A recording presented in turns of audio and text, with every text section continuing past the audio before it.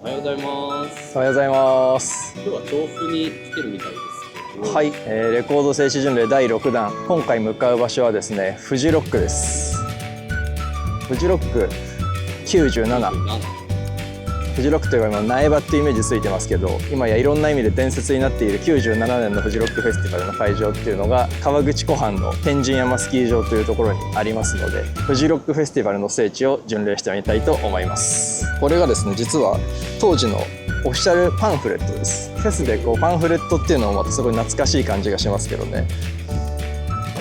97年7月26、27、今は3日間開催のフジロックも最初は2日間だったと。すごいメンツですよ。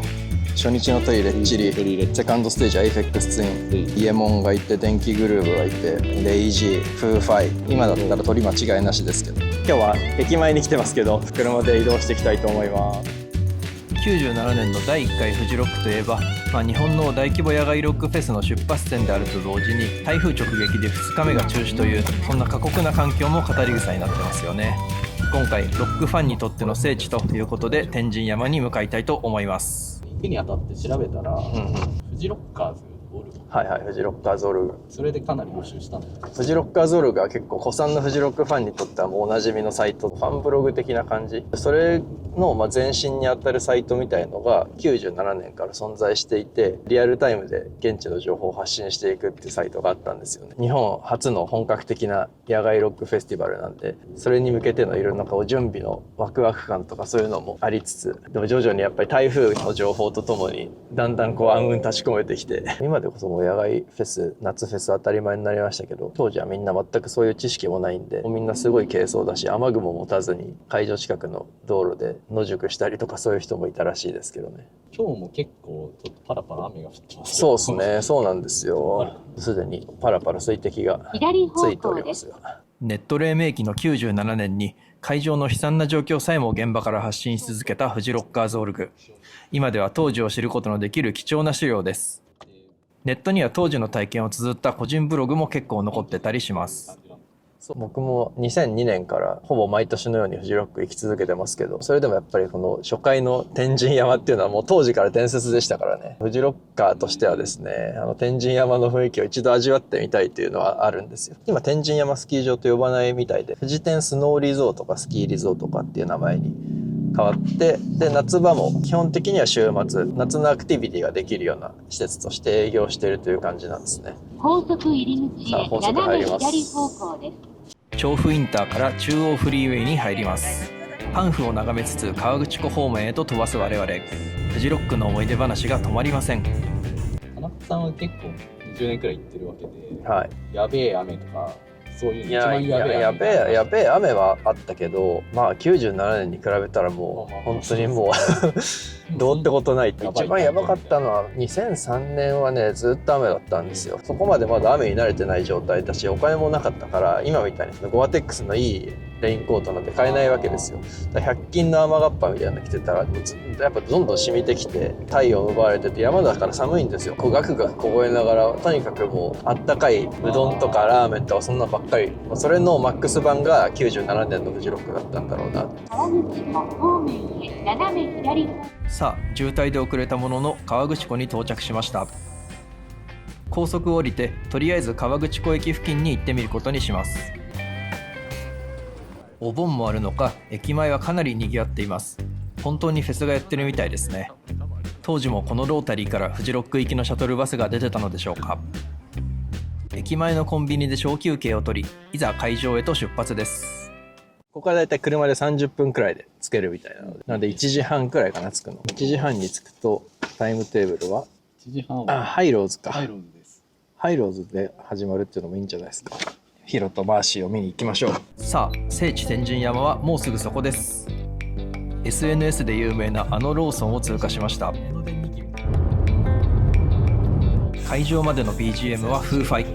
当時のロックキッズの気分を思い出します。しばらく走ると街が終わり、徐々に景色が森のようになってきました。勾配が結構きつくなってきてる。ここから先が会場へとつながる唯一の一本道。ここですね、天神山入り口。富士山を正面に見ながら山道を登っていきます。これは気分も高まりますね。当時はこの道が路中だらけでシャトルバスが通れず大渋滞になったらしいです。確かにくねくねの山道で道幅も狭いですね。本当に誰もいない。こっちに曲がってくる車1台もいなかった。そんなこんなでこの日はスムーズに会場に到着しました。無人のゲートを通って入場します。誰もいない。ここまでは不安になるくらい人気がありませんでしたが、駐車場に入るとちらほら車が止まっていました。車を降りて入場口へと向かいます。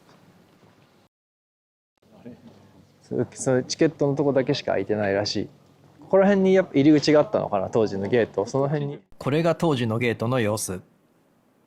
今は建物の屋根が補強されていたりしてちょっと雰囲気が変わってますね。当時ゲートがあったところを通過し、いよいよ聖地天神山スキー場に入ります。あ、入れる入れる。ここですよ。着きましたよ。第1回フジロックフェスティバル開催の地。聖地到着。へえ。いつも通りまずは腹ごしらえ。食堂がもうすぐラストオーダーなので急ぎます。せっかくなので名物の赤富士ラーメンをいただいてみましょなんかここは当時はなんかその当時のブログを見ると、ここはその設営時とかの関係者用のケータリングルームみたいな感じで使われてたらしいです。でもこのタイ床見覚えがありますね。この床ね。これがフジロック準備中の写真です。なんと床が当時のまんまじゃないですか。この写真は間違いなくここですね。ここで食事を作ってくれるっていうのは太田さんと春日井さんの2人。彼らは東京西麻布にあるショットバール西麻布からやってきて、さらになんとなく座った席の後ろにあるこのウサギのようなリスのようなレリーフ、当時の写真にもちゃっかり写ってました。半分自販機に隠れちゃってますけどね。その横にはさりげなくスキー場の空中写真が。これすごく分かりやすくて巡礼者にとっては役立つアイテムです。食事を待つ間ブログを見ながら検証を進めます。そうだね。会場の外に並んでた人たちってさっきの通りか、さっきの道沿いか。先ほど通った入り口付近の道路脇に勝手にたくさんテントを立ててたみたいです。当時の写真の奥に写ってるこの看板、ひょっとするとこれかもしれません。看板の文字だけ今の会場の名前に変えたものと思われます。お願いします。さあ、名物の赤富士ラーメンです。素朴な美味しさというやつ。運動した後に食ったら間違いなくうまいやつですね。食後に当時のパンフレットを改めて見ていきます。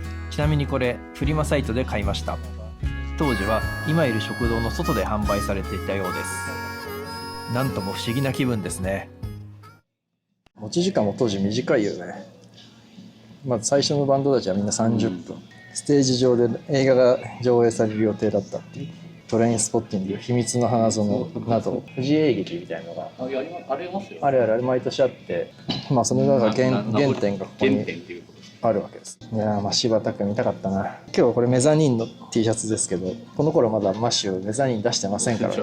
未来そう未来を予見した T シャツを今日着てきちゃったけど、でリーバイスの広告を挟んでスマッシュの日高さんの大将のステートメントがあって、ギターにデイブ・ナバロがいるっていう。セミっていう。そうだね、でイエモンがいて、扱いとしては多分レイジが2番手で、順番としてはイエモンが取り前に出たんだね。ちょっと尺短めで、レイジレッチリだと観客が暴れすぎちゃうから、あえて間は挟んだのか、クールダウン的にそんな可能性も想像したりなんかして。今となっては懐かしいバンドや貴重なバンドも出演してます。三菱 FTO の広告も時代を感じていいですね。さらにはアーティストの直筆メッセージコーナーまで。でこれ来日情報、当時のスマッシュのギアチャムめっちゃ安くないですか？本当だ、めっちゃ安い。1980円。中止になった幻の2日目も超豪華メンツです。ベックなんて当時の最新アルバムが今や歴史的名盤扱いのオディレイですからね。でプロディジーはファット・オブ・ザ・ランドの時代だからね。やっぱいちいちコピーが最終つけたと思われるコピーがすごいよ。この音楽を聴くことが現実を認識する唯一の残された手段である。こういう洋楽の謎に大げさなキャッチコピー、当時はよくありましたよね。皆さんの思い出に残っているコピーをぜひコメント欄に書き込んでください。アンフが面白くてつい長居しちゃいましたが、そろそろメインステージに向かいましょあ、涼しい。ここにステージが組まれてたのは間違いないでしょう。今のグリーンステージよりかは全然狭いですね。そうっすよね。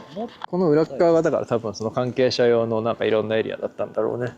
今はロッカールーム、トイレで、この傾斜のあたりから客席だったんじゃないかな。う。これがメインステージの様子。こちらが現在の写真。アングルが違うので分かりづらくてすいません。印象的な三角屋根のリフト小屋は修理中でした。客席の後方に移動してみます。芝生の上には至る所に動物の糞が。自然の中にいることを感じます。わかんない。この辺ではまだ十分見られる距離だね。この辺りが PA のあった場所。当時の眺めはこんな感じでした。この建物ないか。でもあそこがあんなドロドロになっちゃうんだもんな。確かに。それが恐ろしいっすよね。ね。DJ が回しているクラブテントも客席後方にあったらしいので、そちらにも向かってみます。実際にあったクラブがブース出してたみたいな感じで、これ。そうだね。3階一覧に載っていたクラブはどこもすでに閉店している模様。月日の流れを感じますね。ここにリフトがあるから、今我々がいるのはこっちなんじゃない？もう一本向こうだ。そう。すいません、場所を間違えました。クラブテントは隣のスキーコースにあったようです。今は工事中でそこには入れませんでしたが、眺め自体はそんなに違わなかったんじゃないかなと思います。リフトの小屋のちょっと右奥あたりにテントがあったっぽいから、そうだね、あの辺だ。あの辺にあったんだね。いいわ。あ、ワールドレストランエリア。だからそこのリフト、ロマンスリフトのすぐ前のとこがワールドレストランエリアですね。ああ、ここに、でもそういい、なんかいい感じ。でキャンプサイトはこの奥なんだ。だから一番右のあの奥だ。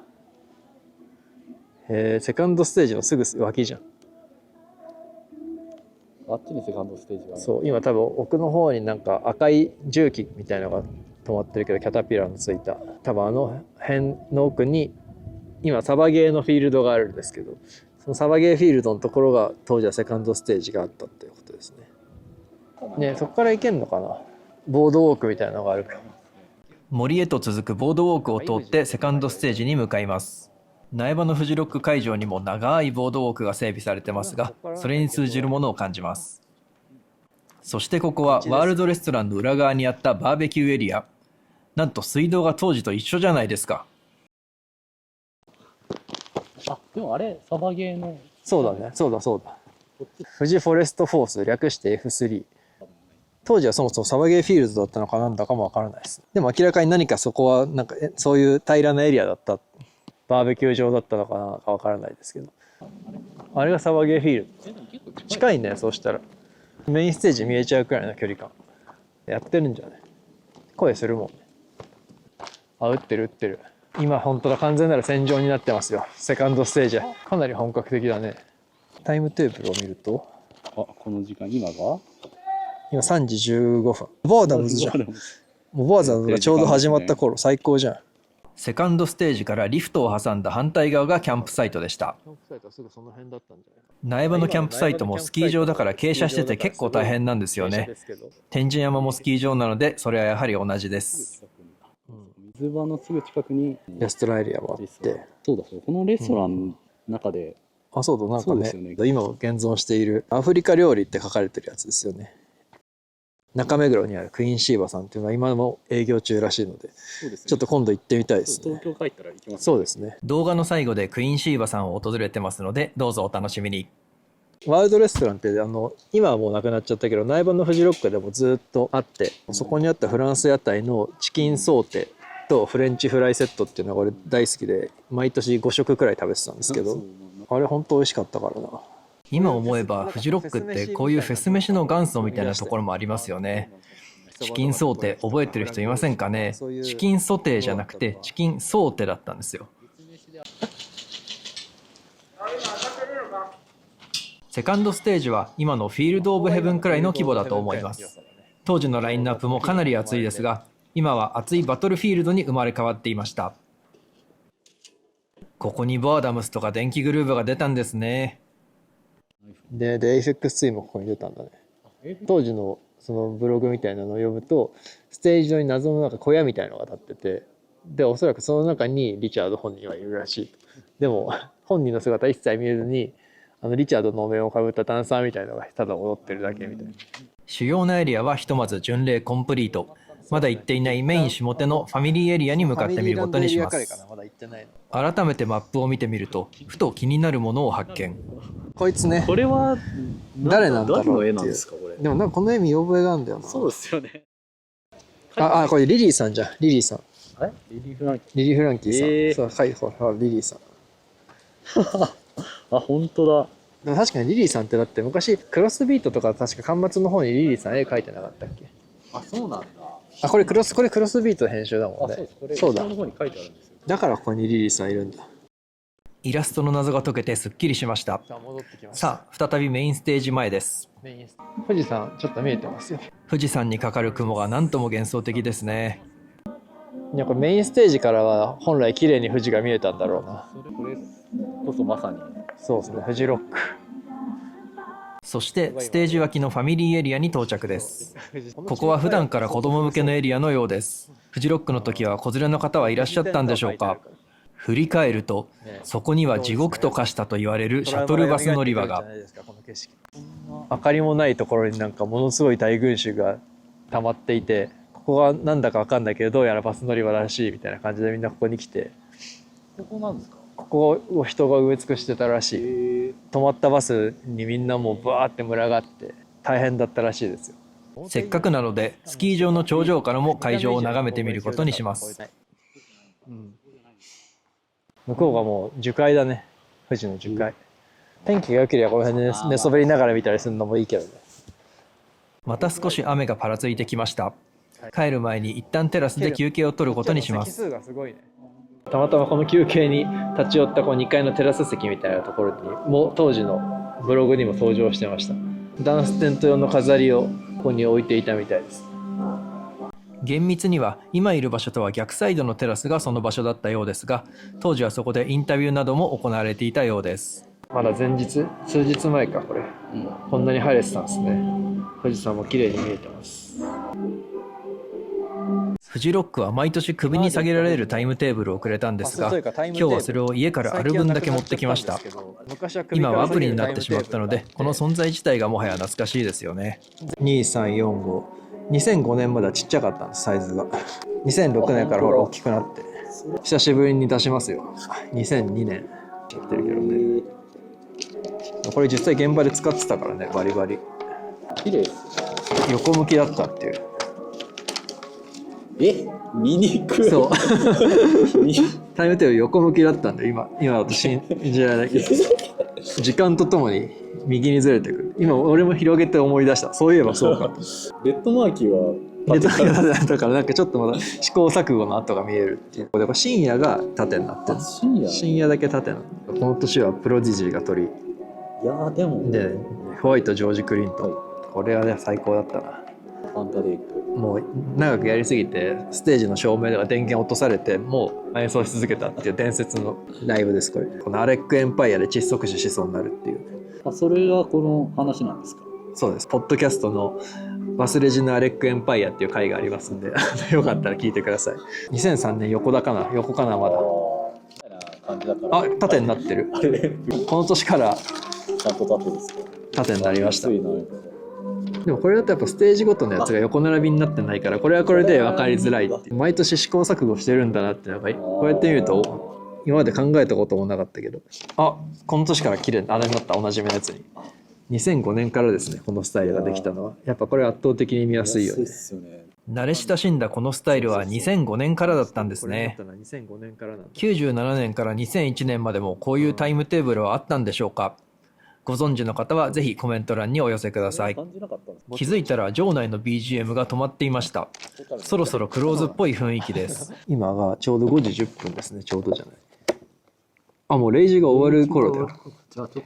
今そろそろキリング・イン・ザ・ネームに入るくらいの時間じゃないですか。レイジの大名曲キリング・イン・ザ・ネームを口笛で吹きながら、最後にもう一度メインステージで97年に思いを馳せます。やっぱトム・モレロのこのギター。当時やっぱその湯気、人から湯気が出ててその湯気で霞んじゃってるみたいな。らちょっと後ろの方行くともうその霞でステージが見えなかったっていう確か証言を思い出したの。すごいなこれもうここが本当はもうだけ煙っちゃってるもんね。これすごいな。何も見えてませんステージ上が。今やっぱちょっと寒くなってきたもん。もう出てまあきて、23度ってところですね。しかも風が結構強いんで寒いです。普通に寒いですよ。当時はこれに暴風雨だったわけで結構地獄だったと思います。真夏なんですけど普通に寒くなってきたのでここらで帰りましょう。最後に地獄絵図だったシャトルバス乗り場も少し覗いていきます。5時を回ったらいつの間にかこの施設が閉まって人っ子一人いなくなっちゃいましたほんとマジで誰もね、スタッフの人もいつの間にかいなくなってて、入場もフリーだったし最後もフリーっていうね。はい、もう終わりですか。そうですね、もう5時で閉店になってるので、もう閉まっちゃうんですね。わかりました。ちゃんと帰りの声かけはしてもらいました。とりあえず駐車場に戻ってきました。フジロックの当時もここが一般用の駐車場として使われていたみたいですけれども、やっぱり苗場の今の広大な駐車場と比べてみると少し狭いかもしれませんね。ここがその皆さんがさまよったバス乗り場です。結構広いけどね、でもここがもう人で埋め尽くされたらしいよ。今ですらだってこんなに水たまりができてんだもん。ただでさえ長時間シャトルバスを待つのは辛いのに、当時は暴風雨の寒さと空腹が加わるわけですからね。想像を絶します。この狭いとこ入ってくんだもんね、バスが。そりゃね。永遠に来ないシャトルバスを諦め、悪天候の中この道を歩いて降りた参加者も多かったらしいですね。下山後にセブンで空腹を満たしたと書かれたブログもありました。とりあえず我々は会場最寄りのセブンで今回の巡礼を終えることにしました。こちらのセブンはキャンプ用品やお酒、お土産などかなり豊富な品揃えです。今はフェスやレジャーでも食べ物に困ることは少ないですからね。インフラに感謝です。とあるブログに下山後おにぎりやサンドイッチが全て売り切れていて仕方なくポテチを買ったということが書かれていました。我々もポテチを買います。はい、お疲れ様でした。フジロックもやっぱ初回天神山って伝説では聞いてたけど、いざ実際に行ってみるとここでやってたんだっていうのがありありと分かりましてですね、思うことがいろいろありましたね。ここから始まったんだなフジロックは。今の苗場の環境がやっぱりいかに素晴らしいかとか、あれを作り上げるためにどんなに大変だったろうかとかも、そういうことも思ったり、富士が成長していく姿みたいなの、その原点にここがあったんだなってのはすごく思いましたね。来てよかったと思います。我こそはもうフジロッカーだっていう方はぜひ遊びに来てみてください。また富士山がちょっと見えてきました。最後ありがとうございました。巡礼の打ち上げも兼ねて、当時ワールドレストランエリアに出店していたエチオピア料理店クインシーバさんを訪れてみることにしました。ちなみに田中がハマっていたあのフランス料理店はル・ジャルダン・ゴロワさんであることが判明しました。どうやらメニューにチキンソーテはなさそうですけども、美味しいスイーツや惣菜がありそうなので、これは今度必ず行ってみます。クイーンシーバさんは中目黒駅から徒歩5分くらいのところにあります。エチオピア料理は初めてなので楽しみです。入り口には今もスマッシュさんと関係があるのか、フジロックや来日公演のフライヤーが置いてありました。